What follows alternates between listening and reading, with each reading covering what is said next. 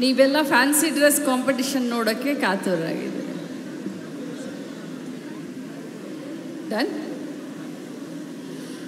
ತಮ್ಮೆಲ್ರಿಗೂ ಮೊದಲನೇದಾಗಿ ನಮಸ್ಕಾರ ಮಾಡ್ತಾ, ನನಗೆ ನಿಜವಾಗ್ಲೂ ಬಹಳ ಹೆಮ್ಮೆ ಅನ್ನಿಸ್ತಾ ಇದೆ. ನಾನು ಸುಮಾರು ಕಾರ್ಯಕ್ರಮವನ್ನು ಇಲಾಖೆ ಮಂತ್ರಿಯಾಗಿ ಮಾಡಿದ್ದೀನಿ.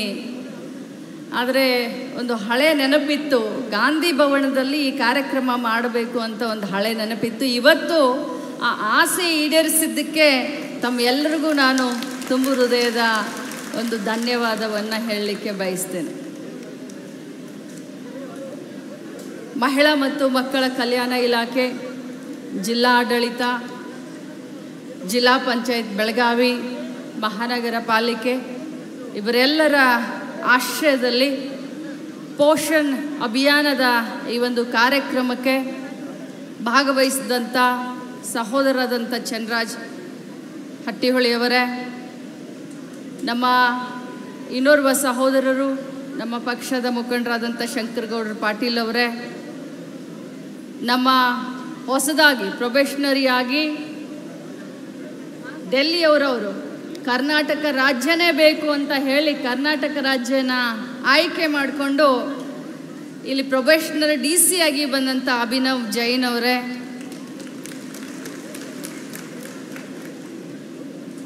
ಅದೇ ರೀತಿ ಅತ್ಯಂತ ಉತ್ಸಾಹಿಗಳು, ಇಲಾಖೆಯನ್ನು ಅಚ್ಚುಕಟ್ಟಾಗಿ ಮತ್ತು ಎಲ್ಲರನ್ನೂ ಜೊತೆಗೆ ಕರ್ಕೊಂಡು ಹೊಸದಾಗಿ ಉಪನಿರ್ದೇಶಕರು ನಮ್ಮ ಜಿಲ್ಲೆಗೆ ಬಂದ ಮೇಲೆ ಭಾಳ ಒಳ್ಳೆಯ ಕೆಲಸವನ್ನು ಒಂದು ಥರ ಪಾದರಸದ ಥರ ಓಡಾಡಿ ಮಾಡ್ತಾ ಇರುವಂಥ ನಮ್ಮ ಚೇತನ್ ಕುಮಾರ್ ಅವರೇ, ನಿರೂಪಣಾಧಿಕಾರಿಗಳಾದಂಥ ಅನಿಲ್ ಕುಮಾರ್ ಅವರೇ, DCPO ಆದಂಥ ಪರ್ವೀನ್ ಅವರೇ, ಕಾಂಚನ್ ಅಮ್ರೆ ಅವರೇ, ನಾಮದೇವ್ ಬಿಲ್ಕರ್ ಅವರೇ, ಎಲ್ಲ ನನ್ನ ಬೆಳಗಾವಿ ಜಿಲ್ಲಾ ಎಲ್ಲ ತಾಲೂಕಿನ CDPOಗಳೇ, ಸೂಪರ್ವೈಸರ್ಗಳೇ, ACDPOಗಳೇ, ಬಾಲ ವಿಕಾಸ ಸಲಹಾ ಸದಸ್ಯರು, ಪಾಲಕರು, ಅಂಗನವಾಡಿಯ ಎಲ್ಲ ನನ್ನ ಆತ್ಮೀಯ ಕಾರ್ಯಕರ್ತರು, ಸಹಾಯಕಿಯರು, ನಮ್ಮ ಗ್ರಾಮೀಣ ಕ್ಷೇತ್ರದ CDPO ಆದಂಥ ಎಲ್ಲಿದೆಯಮ್ಮ ಸುಮಿತ್ರಾ ಅವರು, ಅವಳದೊಬ್ಬಳದೇ ಹೆಸರು ತಗೊಂಡೆ ಅಂತ ಮತ್ತೆ ತಾವು ಇದನ್ನು ಮಾಡೋಕ್ಕೆ ಹೋಗಬೇಡಿ. ಎಲ್ಲ ನನ್ನ CDPOಗಳೇ ಮತ್ತು ಅತ್ಯಂತ ಆತ್ಮೀಯವಾಗಿ ನಮ್ಮ ಮಾಧ್ಯಮದ ಎಲ್ಲ ಸಹೋದರರು ಬಂದಿದ್ದಾರೆ. ಆ್ಯಂಡ್ ಜೊತೆಯಲ್ಲಿ ಬಹಳಷ್ಟು ನನಗೆ ಸಂತೋಷ, ನಾನು ಇದನ್ನು ಇಡೀ ರಾಜ್ಯದಲ್ಲಿ ಈ ಒಂದು ಸೀಮಂತ ಕಾರ್ಯಕ್ರಮವನ್ನು ಇಡೀ ರಾಜ್ಯದಲ್ಲಿ ಈ ಒಂದು ತಿಂಗಳು ಮಾಡಲಿಕ್ಕೆ ನಾನು ಈಗಾಗಲೇ ಇಲಾಖೆಯಿಂದ ಆದೇಶವನ್ನು ಹೊರಡಿಸಿದ್ದೇನೆ. ಗ್ರಾಮ ಪಂಚಾಯಿತಿ ಮಟ್ಟದಲ್ಲಿ ಪ್ರತಿಯೊಬ್ಬರನ್ನು, ಅಂದರೆ ನಿಮಗೆ ನಿಮ್ಮ ಬಗ್ಗೆ ಸರ್ಕಾರಕ್ಕೆ ಮತ್ತು ಇಲಾಖೆಗೆ ತಮ್ಮ ಮೇಲೆ ಪ್ರೀತಿ ಜಾಸ್ತಿ ಇದೆ, ಕಾಳಜಿ ಜಾಸ್ತಿ ಇದೆ. ತಮಗೆ ಹುಟ್ಟುವಂಥ ಮಕ್ಕಳು ಈ ಸಮಾಜದಲ್ಲಿ ಬಹಳ ಎತ್ತರಕ್ಕೆ ಬೆಳಿಬೇಕು, ಆರೋಗ್ಯವಂತ ಮಗು ಹುಟ್ಟಬೇಕು ಅನ್ನೋದೇ ಸರ್ಕಾರದ ಆಸೆ, ನಮ್ಮ ಆಸೆ.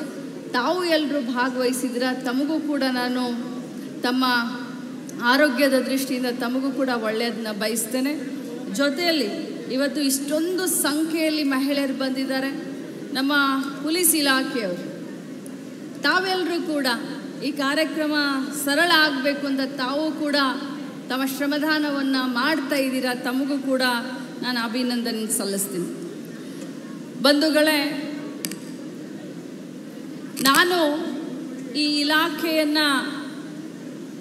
ಇಲಾಖೆಯ ಜವಾಬ್ದಾರಿಯನ್ನು ತೆಗೆದುಕೊಂಡ ಮೇಲೆ ಬಹಳಷ್ಟು ಕುಲಂಕುಷವಾಗಿ ಇಲಾಖೆಯ ಆಗು ಹೋಗುಗಳನ್ನು ಮತ್ತು ಇಲಾಖೆಯಲ್ಲಿ ಏನು ಆಗಬೇಕು ಮುಂದೆ ಅನ್ನೋದನ್ನು ಬಹಳಷ್ಟು ಕುಲಂಕುಷವಾಗಿ ವಿಚಾರವನ್ನು ಮಾಡಿದಾಗ, ನಿರಂತರವಾದಂಥ ಚರ್ಚೆಯನ್ನು ಮಾಡಿದಾಗ, ಮೀಟಿಂಗ್ಗಳನ್ನ ಮಾಡಿದಾಗ ನನ್ನನ್ನು ನಾನು ಅಪ್ಗ್ರೇಡ್ ಮಾಡಿಕೊಂಡು ಹಂತ ಹಂತವಾಗಿ ಇಲಾಖೆಯಲ್ಲಿ ಬಹಳಷ್ಟು ಬೇಡಿಕೆಗಳಿವೆ.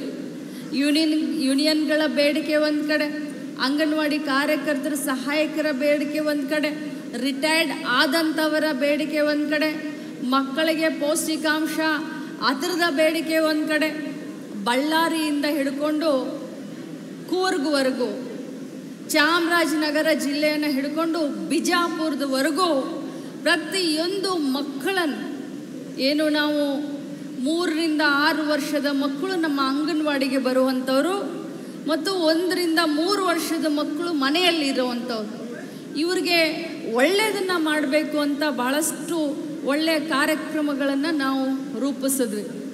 ಚೇತನ್ ಅವರು ತಮ್ಮ ಭಾಷಣದಲ್ಲಿ ಹೇಳ್ತಾ ಇದ್ರು, ಇಲಾಖೆಯ ಜವಾಬ್ದಾರಿಯನ್ನು ತೆಗೆದುಕೊಂಡ ಮೇಲೆ ಏನೇನು ನಾನು ಕೆಲಸವನ್ನು ತಮಗೆ ಅನುಕೂಲಕ್ಕೆ, ಇಲಾಖೆಗೆ ಒಳ್ಳೆಯ ಹೆಸರು ತಮ್ಮಿಂದ ಬರ್ತಾ ಇದೆ ಅಂತ ಏನೇನು ಕೆಲಸ ಮಾಡಿದೆ ಅನ್ನೋದನ್ನ ಹೇಳಿದ್ರು.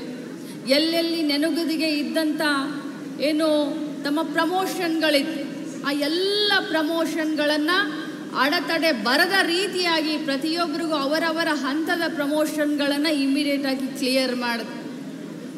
ನಾನು ಬರುವಕ್ಕಿಂತ ಮುಂಚೆ ಅಂಗನವಾಡಿ ಕಾರ್ಯಕರ್ತೆಯರು ಮತ್ತು ಸಹಾಯಕಿಯರ ವಿಧವೆಯವರಿಗೆ ಬರೀ 5 ಮಾರ್ಕ್ಸನ್ನು ನಾವು ಜಾಸ್ತಿ ಕೊಡ್ತಾ ಇದ್ವಿ. ಅದನ್ನು ತೆಗೆದೋಗೋದು ನಮ್ಮ ಕಾರ್ಯಕರ್ತರು ಸಹಾಯಕಿಯರು, ಅದರಲ್ಲೂ ಕೂಡ ಈ ವಿಧವೆಯವರಿಗೆ ಯಾವುದೇ ನಿರ್ಬಂಧನೆಯನ್ನು ಹೇರಬಾರ್ದು ಅಂತ ಹೇಳಿ ಅವರ 5% ತೆಗೆದು ಯಾರಾದರೂ ಅಲ್ಲಿ ಆ ಅಂಗನವಾಡಿಯ ಒಂದು ಇದರಲ್ಲಿ ಅಪ್ಲೈ ಮಾಡಿದ್ರೆ ಅವರನ್ನು ನೇರವಾಗಿ ತೆಗೆದುಕೊಳ್ಳಬೇಕು ಅಂತ ಹೇಳಿ ಆ ನಿರ್ಬಂಧವನ್ನು ಕಿತ್ತೋಗದೆ. ಕಾರಣ ಇಷ್ಟೇ, ಇವತ್ತು ಮಹಿಳೆ ಸಂಘರ್ಷ ಮಾಡಿ ತನ್ನ ಮಕ್ಕಳನ್ನು, ತನ್ನ ಮನೆಯನ್ನು ಮುಂದೆ ತೆಗೆದುಕೊಂಡು ಹೋಗಬೇಕನ್ನುವಂಥ ಹಂತದಲ್ಲಿ ನಾವು ಅವ್ರಿಗೆ ರಿಸ್ಟ್ರಿಕ್ಷನ್ ಹಾಕಬಾರ್ದು. ಆ ನೊಂದಂಥ ಮಹಿಳೆಯ ಬಾಳ್ವೆಗೆ ಒಂದು ಹೊಸತನವನ್ನು ಕೊಡೋಣ ಅಂತ ಹೇಳಿ ನಾನು ಅದನ್ನು ಆ ಕೆಲಸವನ್ನು ಮಾಡಿದೆ. ಇನ್ನು ಇವತ್ತು ಅನೇಕ ಕಾರ್ಯಕ್ರಮಗಳ ಸರಮಾಲೆಯನ್ನು ಇಟ್ಟಿದ್ದೀರಾ. ಅನ್ನಪ್ರಸನ್ನ ಇಟ್ಟಿದ್ದೀರಾ, ಅಕ್ಷರಾಭ್ಯಾಸ ಇಟ್ಟಿದ್ದೀರಾ, ಸೀಮಂತ ಕಾರ್ಯಕ್ರಮ ಇದೆ, ಫ್ಯಾನ್ಸಿ ಡ್ರೆಸ್ ಇದೆ, ಮತ್ತು ನಮ್ಮ ಸೂಪರ್ವೈಸರ್ಗಳು ಕೂಡ ಒಂದು ಡ್ಯಾನ್ಸನ್ನು ಮಾಡಬೇಕು ಅಂತ ತಯಾರಿ ನಡೆಸಿದ್ದಾರೆ. ನನಗೆ ಬಹಳ ಸಂತೋಷ. ನಾನೊಬ್ಬ ಮಹಿಳೆಯಾಗಿ ನನಗೆ ಸಿಕ್ಕೋ ಇಲಾಖೆ ಮಹಿಳಾ ಮಕ್ಕಳ ಕಲ್ಯಾಣ ಇಲಾಖೆಯಾಗಿ, ಅದರಲ್ಲೂ ಲಕ್ಷ್ಮಿ ಅಂತ ಹೆಸರಿಟ್ಕೊಂಡು ಗೃಹಲಕ್ಷ್ಮಿ ಯೋಜನೆಯನ್ನು ರಾಜ್ಯಾದ್ಯಂತ ತೆಗೆದುಕೊಂಡು ಹೋಗೋದು ಅಂತಂದರೆ ಇದು ಪೂರ್ವಜನ್ಮದ ಪುಣ್ಯ ಅಂತಲೇ ನಾನು ಹೇಳಲಿಕ್ಕೆ ಬಯಸ್ತೇನೆ. ಇವತ್ತು ಬೆಳಗ್ಗೆ 4 ಗಂಟೆನೋ 5 ಗಂಟೆನೋ ತಾವು ಎದ್ದು ರಾಯಬಾಗದಿಂದನೂ ಬಂದಿದ್ದೀರಾ, ಅಥಣಿಯಿಂದನೂ ಬಂದಿದ್ದೀರಾ, ಖಾನಾಪುರದಿಂದನೂ ಬಂದಿದ್ದೀರಾ, ನನ್ನ ಕ್ಷೇತ್ರ ಬೆಳಗಾವಿ ಗ್ರಾಮೀಣದಿಂದನೂ ಬಂದಿದ್ದೀರಾ. ಜಿಲ್ಲೆಯ ಪ್ರತಿಯೊಂದು ತಾಲೂಕಿನಿಂದ ತಾವು ಅತ್ಯಂತ ಉತ್ಸಾಹದಿಂದ ಈ ಕಾರ್ಯಕ್ರಮದಲ್ಲಿ ಭಾಗವಹಿಸಿದ್ದೀರಾ. ಬಂಧುಗಳೇ, ತಮ್ಮ ಬಹುದಿನದ ಒಂದು ಬೇಡಿಕೆ, ಮೇಡಮ್ ಸರ್ಕಾರದ ಯಾವುದೇ ಕೆಲಸ ಮಾಡಿಸ್ಲಿ ನಮ್ಮನ್ನೇ ಮೊದಲು ಕರೀತಾರೆ, ಎಲೆಕ್ಷನ್ ಬಂದರೆ BLO ನಮ್ಮನ್ನು ಮಾಡ್ತಾರೆ, ನಮಗೆ ಅದೊಂದು ಬೇಡ ಅಂತ ಹೇಳಿ ಇಲ್ಲಿ ಇದ್ದಂಥ ಪ್ರತಿಯೊಬ್ಬ ನಮ್ಮ ಮಹಿಳೆಯರು ನನ್ನ ಹತ್ರ ರಿಕ್ವೆಸ್ಟ್ ಮಾಡ್ಕೊಂಡಿದ್ರು. ಮಾಡಿದ್ರೆ ಇಲ್ಲ ಕೈ ಎತ್ತಿ ಹೇಳಿ. ಹಿಂದೆ ಇದ್ದಂಥ ಮಂತ್ರಿಗಳಿಗೂ ಮಾಡಿದ್ರಿ, ಆದರೆ ಹಿಂದೆ ಇದ್ದಂಥ ಮಂತ್ರಿಗಳಿಗೂ ಮಾಡಿದ್ರಾ? ಆದರೆ ನಿಮ್ಮೆಲ್ಲರ ಅಕ್ಕ ಆಗಿ ಇವತ್ತು ಆ BLO ಕೆಲಸವನ್ನು ಅದರಿಂದ ತಮಗೆ ಮುಕ್ತಿಯನ್ನು ಕೊಡಿಸುವಂಥ ಕಾರ್ಯವನ್ನು ಮಾಡಿದ್ದೇನೆ.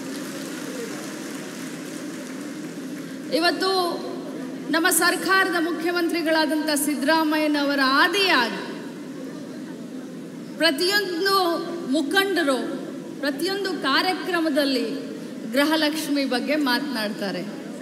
ಆದರೆ ಆ ಗೃಹಲಕ್ಷ್ಮಿ ಅಷ್ಟೊಂದು ಯಶಸ್ವಿ ಆಗಲಿಕ್ಕೆ ಯಾರು ಕಾರಣ ಅಂತಂದರೆ ನೀವೆಲ್ಲ ಅನ್ನೋದನ್ನು ಅವ್ರು ಯಾವತ್ತೂ ಮರೆದಿಲ್ಲ, ಅವ್ರು ಯಾವತ್ತೂ ಮರೆಯಲಿಕ್ಕೆ ಸಾಧ್ಯನೇ ಇಲ್ಲ. ನನ್ನ ಹತ್ರ 10 ಬಾರಿ ಹೇಳಿದ್ದಾರೆ, ಈ ಅಂಗನವಾಡಿ ಈ ಮಹಿಳಾ ಮಕ್ಕಳ ಕಲ್ಯಾಣ ಇಲಾಖೆಯ ಮೇಲಿನಿಂದ ಕೆಳಹಂತದವರೆಗೆ ಅಧಿಕಾರಿಗಳ ಒಂದು ಇಂಟ್ರೆಸ್ಟ್ನಿಂದ ಈ ಯೋಜನೆ ಇಷ್ಟೊಂದು ಜನಪ್ರಿಯ ಆಗಲಿಕ್ಕೆ ಸಾಧ್ಯವಾಯ್ತಮ್ಮ ಅಂತ ನನಗೆ ಪದೇ ನನಗೆ ಹೇಳ್ತಾ ಇರ್ತಾರೆ. ಮುಂಚೆ ಒಂದು ಕಾಲ ಇತ್ತು, ಮಹಿಳಾ ಮಕ್ಕಳ ಕಲ್ಯಾಣ ಇಲಾಖೆ ಅಂತಂದರೆ ಸ್ವಲ್ಪ ನಿರ್ಲಕ್ಷ್ಯ ಮಾಡ್ತಾಯಿದ್ರು. ಆದರೆ ಇವತ್ತು ಕಾಲ ಬದಲಾಗಿದೆ. ಸುಮಾರು 30,000 ಕೋಟಿ ಅನುದಾನ ಒಂದು ವರ್ಷಕ್ಕೆ ನಮ್ಮ ಇಲಾಖೆಯಿಂದ ಇಡೀ ಕರ್ನಾಟಕ ರಾಜ್ಯದ ಮನೆ ಮನೆಗೆ ಇವತ್ತು ಮಹಿಳಾ ಮಕ್ಕಳ ಕಲ್ಯಾಣ ಇಲಾಖೆ ಗೃಹಲಕ್ಷ್ಮಿ ಯೋಜನೆಯನ್ನು ತಲುಪಿಸ್ತಾ ಇದೆ. ನಾನು ತಮ್ಮೆಲ್ಲರಿಗೂ ಒಂದು ಭಾಷೆನ ಕೊಡಲಿಕ್ಕೆ ಬಯಸ್ತೇನೆ. ಮುಂಬರುವಂಥ ದಿನದಲ್ಲಿ ಗ್ರ್ಯಾಚ್ಯುಟಿ ಇರಬಹುದು, ಇಡಿಗಂಟು ಇರಬಹುದು, ನಿಮ್ಮ ಆರೋಗ್ಯದ ದೃಷ್ಟಿಯಿಂದ ಏನೆಲ್ಲ ನಾನು ಮಾಡಲಿಕ್ಕೆ ಸಾಧ್ಯನೋ.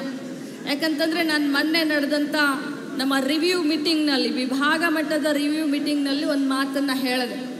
ನಿಮ್ಮ ಕಡೆಯಿಂದ ಬರೀ ನಾವು ಕೆಲಸ ಮಾಡಿಸ್ಕೊಂಡ್ರೆ ಅಷ್ಟೇ ಸಾಲದು.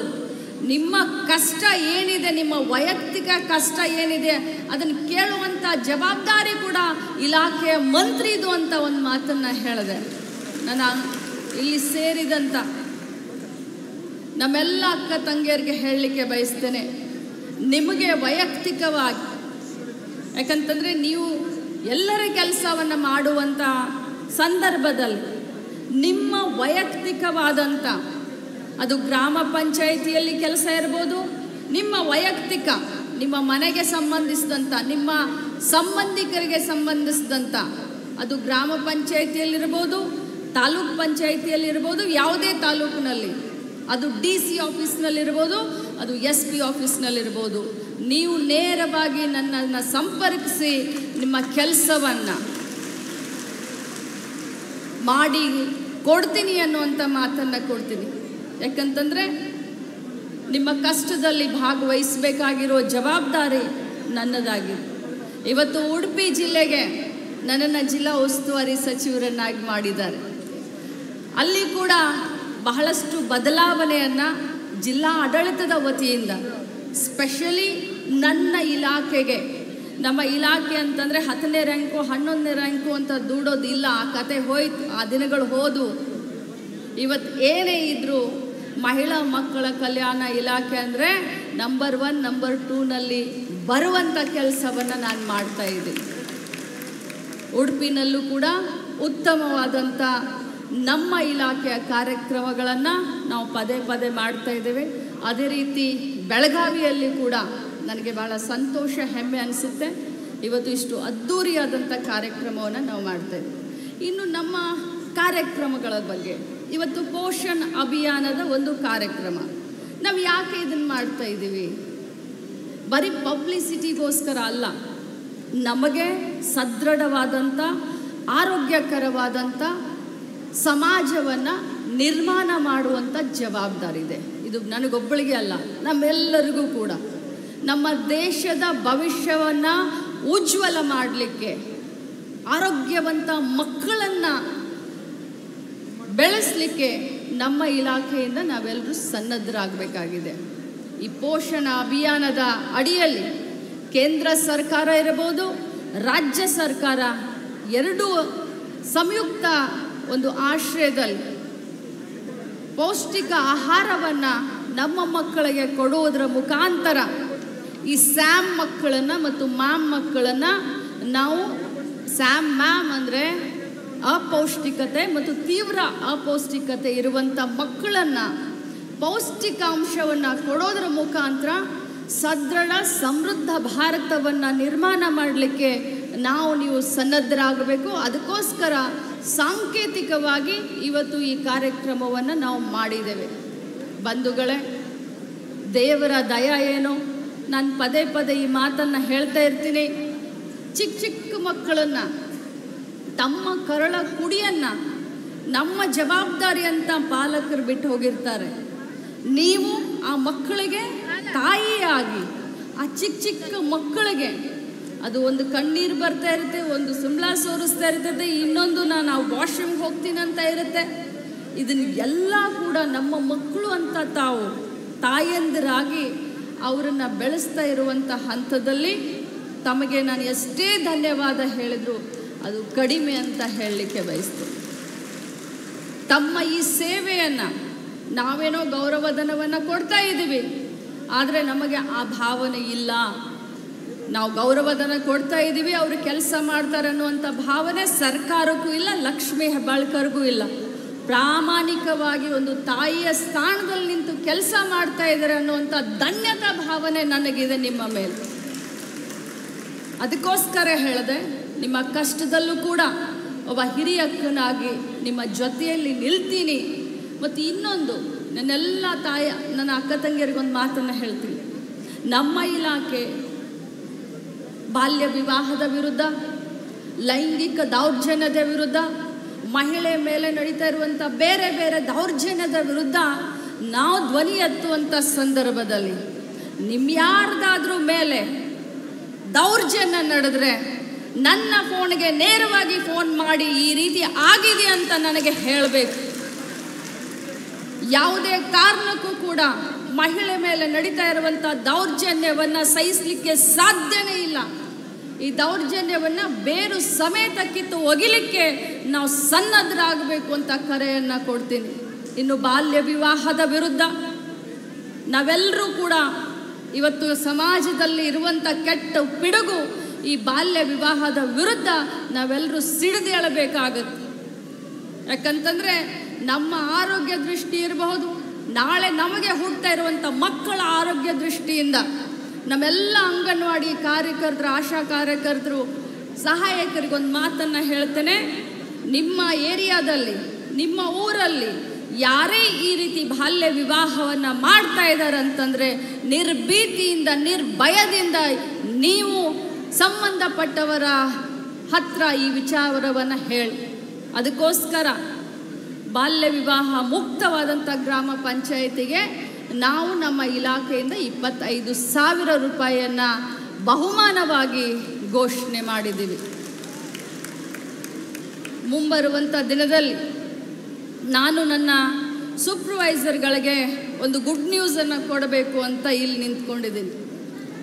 ಮೊನ್ನೆ ರಿವ್ಯೂ ಮೀಟಿಂಗ್ನಲ್ಲಿ ಬಹಳಷ್ಟು ಸೂಪರ್ವೈಸರ್ಗಳು ನನಗೆ ಹೇಳಿದರು, ಇನ್ನೂ ನಮ್ಮ ಪ್ರಮೋಷನ್ ನಮಗೆ ಮಾಡಬೇಕು, ಇನ್ನೂ 30-40 ಪ್ರಮೋಷನ್ಗಳನ್ನ ಮಾಡುವಂಥ ಅವಕಾಶ ಇದೆ ಮೇಡಮ್ ಅಂತ ನನಗೆ ಹೇಳಿದ್ದೀರಾ.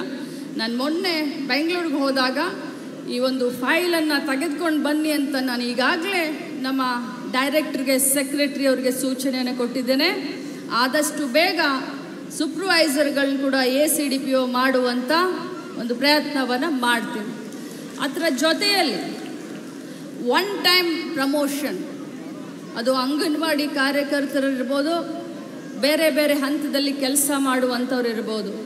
ಒನ್ ಟೈಮ್ ಪ್ರಮೋಷನ್ ಅವರನ್ನು ಸೂಪರ್ವೈಸರನ್ನಾಗಿ ಮಾಡುವಂಥ ಫೈಲನ್ನು ಕೂಡ ರೆಡಿ ಮಾಡಿದ್ದೀನಿ. ಅಂಗನವಾಡಿಯಲ್ಲಿ ಕಲಿತಂಥವ್ರು, anganwadi teacher, degree holders, second year ಆದ ಒಳ್ಳೆ ಮಾರ್ಕ್ಸ್ ತೊಗೊಂಡಂಥವ್ರನ್ನ ಸೂಪರ್ವೈಸರ್ ಮಾಡಲಿಕ್ಕೆ ನಾನು ಈಗಾಗಲೇ ಸರ್ಕಾರಕ್ಕೆ 400 ಜನರನ್ನು ಸೂಪರ್ವೈಸರ್ ಮಾಡಲಿಕ್ಕೆ ಒನ್ ಟೈಮ್ ಪ್ರಮೋಷನ್ ಕೊಡಲಿಕ್ಕೆ ಈಗಾಗಲೇ ಸರ್ಕಾರಕ್ಕೆ ಫೈನಾನ್ಸ್ ಡಿಪಾರ್ಟ್ಮೆಂಟ್ಗೆ ಪ್ರಸ್ತಾವನೆಯನ್ನು ಕಳಿಸಿದ್ದೇನೆ. ಮುಂಬರುವಂಥ ದಿನದಲ್ಲಿ ಅದನ್ನು ಕೂಡ ಮಾಡಿ ನಿಮ್ಮ ಸೇವೆಗೆ ಒಂದು ಗೌರವವನ್ನು ಕೊಡುವಂಥ ಕೆಲಸವನ್ನು ಮಾಡಲಿಕ್ಕೆ ನಾನು ತಯಾರಿ ಮಾಡ್ತಾ ಇದ್ದೀನಿ ಅಂತ ಹೇಳ್ತಾ, ಇವತ್ತು ನನಗೆ ಅಲ್ಲಿಂದ ಸ್ವಾಗತ ಮಾಡಿದಂಥ ಪರಿ ನೋಡಿದ್ರೆ ಭಾಳಷ್ಟು ಸದೃಢವಾಗಿದ್ದೀವಿ, ನನ್ನ ಇಲಾಖೆ ಭಾಳಷ್ಟು ಶಕ್ತಿಯಿಂದ ನಿಂತ್ಕೊಳ್ತಾ ಇದೆ ಅಂತ ಭಾಸ ಆಗ್ತಾ ಇದೆ. ಬರೀ ಬೆಳಗಾವಿ ಅಷ್ಟೇ ಅಲ್ಲ, ಈ ಪೋಷಣ ಅಭಿಯಾನ ಪೂರ್ತಿ 1 ತಿಂಗಳು ನಾವು ಪ್ರತಿ ಜಿಲ್ಲೆಯಲ್ಲೂ ಮಾಡ್ತೀವಿ. ಸೊ ಈ 7 ಜಿಲ್ಲೆಗೆ ನಾನೇ ಸ್ವಂತ ಮುಂಬರುವಂಥ, ಯಾಕಂದರೆ ಈಗ ದಸರಾ ಬರುತ್ತೆ, ದೀಪಾವಳಿ ಬರುತ್ತೆ, ಅದರಲ್ಲೂ ತಮಗೆಲ್ಲ ಇನ್ನೊಂದು ಖುಷಿಯ ಒಂದು ನ್ಯೂಸನ್ನು ಹೇಳಬೇಕು ಅಂದರೆ, ನನಗೆ ಮೊದಲು ನಾನು ಮಂತ್ರಿ ಆಗಿರೋ ದಿನ ಮೇ 27ನೇ ತಾರೀಕು ಮೊಮ್ಮಗಳು ಹುಟ್ಟಿದ್ಲು, ತಮಗೆಲ್ಲರಿಗೂ ಗೊತ್ತಿದೆ. ಅವತ್ತೇ ಮಂತ್ರಿ ಆಗೋ ದಿನಾನೇ ಬೆಳಗ್ಗೆ ಹುಟ್ಟಿದ್ಲು. ಆಮೇಲೆ 11 ಗಂಟೆಗೆ ನಾನು ಪ್ರಮಾಣ ವಚನ ತೆಗೆದುಕೊಂಡೆ. ಈಗ ಮೊಮ್ಮಗನೂ ಬಂದಿದ್ದಾನೆ. ಸೊ 2 ಮೊಮ್ಮಕ್ಕಳು. ಸೊ ಇದೇ ಮುಂದಿನ ತಿಂಗಳು ನಾಮಕರಣವನ್ನು ಮಾಡ್ತಾ ಇದ್ದೀನಿ. ಒಬ್ಬ ಅಕ್ಕನಾಗಿ, ಇಲಾಖೆ ಮಂತ್ರಿ ಅಂತ ತಿಳ್ಕೊಳ್ಬೇಡಿ, ನಿಮ್ಮ ಪರಿವಾರದ ಒಬ್ಬ ಸದಸ್ಯ ಆಗಿ ನನ್ನ ಮನೆಯ ನನ್ನ ಮೊಮ್ಮಗನ ನಾಮಕರಣಕ್ಕೆ ತಾವೆಲ್ಲರೂ ತಪ್ಪಿಸದೆ ಬರಬೇಕು. ತಮ್ಮೆಲ್ಲರಿಗೂ ಆತ್ಮೀಯವಾಗಿ ನಾನು ಬರಮಾಡ್ಕೊಳ್ತೀನಿ. ನಮ್ಮ ಪರಿವಾರದ ಕಾರ್ಯಕ್ರಮಕ್ಕೆ ನನ್ನ ಸಂತೋಷದಲ್ಲೂ ಕೂಡ ತಾವೆಲ್ಲರೂ ಕೂಡ ಇಲ್ಲಿ ಬಂದಂಥವ್ರು ಒಬ್ಬರು ತಪ್ಪಿಸೋದಿಲ್ಲ, ಉಳಿದಂಥವ್ರು ಕೂಡ ಬರಬೇಕು ಅಂತ ತಮ್ಮನ್ನು ಕೇಳಿಕೊಂಡು ಈ ಕಾರ್ಯಕ್ರಮವನ್ನು ಅರ್ಥಪೂರ್ಣವಾಗಿ ಆಯೋಜನೆ ಮಾಡಿದಂಥ ಚೇತನ್ ಆ್ಯಂಡ್ ಟೀಮ್ ಎಲ್ಲರಿಗೂ ಕೂಡ ನಾನು ಅಭಿನಂದನೆಯನ್ನು ಸಲ್ಲಿಸಿ ಇಲಾಖೆಯನ್ನು ಎತ್ತರಕ್ಕೆ ತೆಗೆದುಕೊಂಡು ಹೋಗುವಂಥ ಕೆಲಸ ನಾನು ನೀವು ಸೇರ್ಕೊಂಡು ಮಾಡೋಣ. ಸರ್ಕಾರಕ್ಕೆ ಒಳ್ಳೆ ಹೆಸರನ್ನು ತರುವಂಥ ಕೆಲಸ ನಾವು ನೀವು ಸೇರ್ಕೊಂಡು ಮಾಡೋಣ ಅಂತ ಹೇಳ್ತಾ ಆ ಭಗವಂತನಲ್ಲಿ ಪ್ರಾರ್ಥಿಸ್ತೀನಿ. ತಮ್ಮೆಲ್ಲರಿಗೂ ಕೂಡ ಉತ್ತಮವಾದಂಥ ಆರೋಗ್ಯವನ್ನು ಕೊಟ್ಟು ಭಗವಂತ ತಮ್ಮ ಕನಸನ್ನು ಈಡೇರಿಸಲಿ ಅಂತ ಹೇಳಿ ಇಲ್ಲಿ ಕುಳಿತಂಥ ನನ್ನ ಎಲ್ಲ ಸೀಮಂತವನ್ನು ಮಾಡಿಸ್ಕೊಳಕ್ಕೆ ಬಂದಂಥ ನನ್ನ ಮಕ್ಕಳಿಗೆ, ಯಾಕಂದರೆ ಬಹುಶಃ ನನ್ನ ಮಕ್ಕಳ ಏಜ್ನವರೇ ತಾವೆಲ್ಲರೂ ಇದ್ದೀರಾ, ತಮಗೂ ಕೂಡ ಒಳ್ಳೆಯದಾಗಲಿ. ಹುಟ್ಟುವಂಥ ಮಗು ಆರೋಗ್ಯಕರವಾದಂಥ ಮಗು ಆಗಲಿ, ಅದು ಹೆಣ್ಣೆ ಇರಲಿ ಅದು ಗಂಡೇ ಇರಲಿ, ಅದು ನಮ್ಮ ಮಗು, ನಮ್ಮ ದೇಶದ ಗರಿಮೆ ಅಂತ ಹೇಳ್ತಾ ತಮಗೂ ಕೂಡ ಒಳ್ಳೆಯದಾಗಲಿ ಅಂತ ಹೇಳಿ ಮಾಧ್ಯಮದ ಸಹೋದರಗಳಿಗೆ ಸಹಕರಿಸಿದ್ದಕ್ಕೆ ಧನ್ಯವಾದ ಹೇಳಿ ನನ್ನ ಮಾತಿಗೆ ವಿರಾಮ ಹೇಳ್ತೀನಿ. ಧನ್ಯವಾದ ಕೂಡ ನಾನು ಅಭಿನಂದನೆ ಸಲ್ಲಿಸ್ತೀನಿ. ಬಂಧುಗಳೇ, ನಾನು ಈ ಇಲಾಖೆಯನ್ನು